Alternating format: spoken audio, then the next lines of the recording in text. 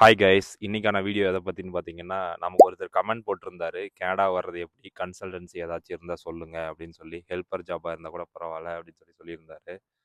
அத ரிப்ளை பண்ற விதமா தான் இந்த வீடியோ. இந்த 2025ல கனடா வந்து 3 வழியா வர முடியும். ஃபர்ஸ்ட்டு ஸ்டடி பெர்மிட், 2வது வொர்க் பெர்மிட் அண்ட் கடைசியா வந்து பெர்மனன்ட் ரெசிடென்சி பிஆர். இந்த 3 வழியா தான் கனடா வர முடியும். இதில ஃபர்ஸ்ட் வழி பார்த்தீங்கன்னா, ஸ்டடி பெர்மிட். இதுக்கு வந்து நீங்க ஏதாவது ஒரு கோர்ஸ் எடுப்பீங்க. அதில வந்து அட்மிஷன் வாங்கி விசாலாம் ப்ராசஸ் பண்ணி வருவீங்க. அதுக்கு வந்து ப்ராசஸ் நெறைய இருக்கு. அதுவும் இல்லாம நெறைய ஸ்பெண்ட் பண்ணணும். நெறைய காசு செலவு பண்ணா தான் இதில வர முடியும். அடுத்தது 2வது வொர்க் பெர்மிட். இதில எல்லாரும் ஈஸியா வரலாம்னு நெனச்சுட்டு இருப்பாங்க. ஆனா அதுதான் கிடையாது. ரொம்பவே கஷ்டம் இது. எல்எம்ஐ ஸ்பான்சர்ஷிப்னு சொல்லுவாங்க. அது இங்கேருந்து யாராவது உங்களுக்கு ப்ரொவைட் பண்ணா தான் வர முடியும். அது இந்த டைம்ல கிடைக்கிறது ரொம்பவே கஷ்டமா இருக்கு. இங்க இருக்கிறவங்களையே வந்து எப்படி வெளிய அனுப்பிச்சு விடலான்னு சொல்லி பார்த்துட்டு இருக்காங்க கேனடியன் கவர்மெண்ட்டு. இதுவுமே வந்து ரொம்ப கஷ்டமா தான் இருக்கு. எல்லாமே ஸ்பான்சர்ஷிப் கிடைக்கிறதும். ஏன்னா உள்ள இருக்கிறவங்களே வந்து என்னோட ஃப்ரெண்ட்ஸே நெறைய பேர் வந்து ரினியூவல் பண்றதுக்கு வந்து ரொம்ப கஷ்டப்பட்டுட்டு இருக்காங்க.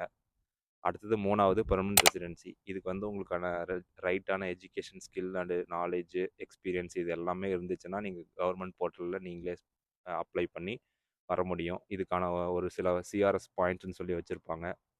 இத வச்சு நீங்க கவர்மெண்ட் போர்ட்டல்ல அப்ளை பண்ணி உங்களுக்கு கிடைச்சதுன்னா, இத வச்சு வர முடியும்.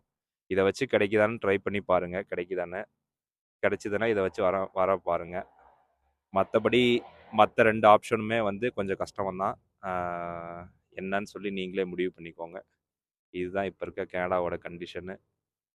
ஸோ தயவு செஞ்சு யாராச்சும் ஜாப் வாங்கி தரேன், கன்சல்டன்சிக்காரன் காசு கேட்குறான்னு சொல்லி காசு குடுத்து ஏமாந்துறாதீங்க. ஏன்னா இந்த டைம்ல நெறைய ஃப்ராட் வேலைலாம் நடக்குது. காச வாங்கிட்டு ஏமாத்திருவாங்க. பார்த்து எங்க இது பண்ணாலும் பார்த்து இது பண்ணுங்க. கரெக்ட்டா பண்ணுங்க.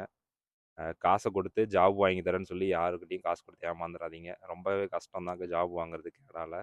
அந்த எல்எம்ஐ ஸ்பான்சர்ஷிப் கிடைக்கிறது ரொம்பவே கஷ்டம். ஸோ காசு குடுத்து எங்கேயும் ஏமாந்துறாதீங்க.